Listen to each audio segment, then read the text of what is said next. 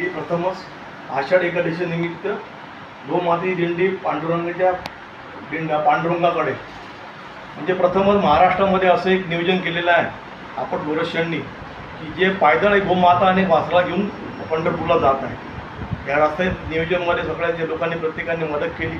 कोणी चहा पाणी, कोणी नाश्ता, कोणी जेवण, कोणी मुक्काम, या सगळ्यांच्या मनापासून आम्ही आभार मानतो. तसे अकोलवासियांनी खूप लोकांनी याच्या क्षेत्रामध्ये मदत केली. मी आवाहन करतो की या पायदळ दिंडीमध्ये आपण सहभाग घेऊन स्वतःचं नाव नोंदणी करा. या अकोट गोरक्षण दिंडीचा एक आमचा उत्साह वाढवा व गोमातेच्या तुमची सेवा अर्पण करा. जय गोमाता.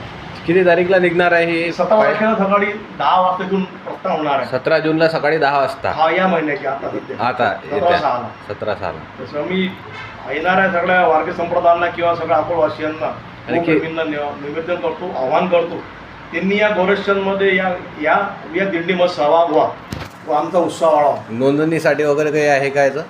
नोंदणीसाठी फी वगैरे काहीच नाही, फुकट आहे सगळं. फुकट आहे. तर राहायची व्यवस्था सगळं आमच्याकडे आहे.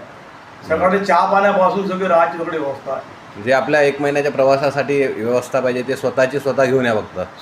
नाही चादरी, राहायची कपडे वगैरे जे आहेत, पांघरून वगैरे आहे, अंथरूण आहे, बस एवढंच आणायचं. स्वतःचं मेडिकल आपण आणणं आवश्यक आहे. कारण कसं आहे 1 महिन्याचा प्रवास आहे. रोजचा 18 किलोमीटर रोजचा प्रवास आहे. 4 ठिकाणी स्टॉप आहे. पहिला स्टॉप आहे चहा पाण्याचा, सकाळ नाश्ता पाण्याचा. सेकंड स्टॉप आहे जेवणाचा. तिसरा स्टॉप आहे दुपारचा चहा पाण्याचा. आणि चौथा स्टॉप आहे शेवटी संध्याकाळी मुक्कामचा. तर असं कमी किंवा रोजचं 4.5-5 किलोमीटर एक टर्नमध्ये निघायचं आहे.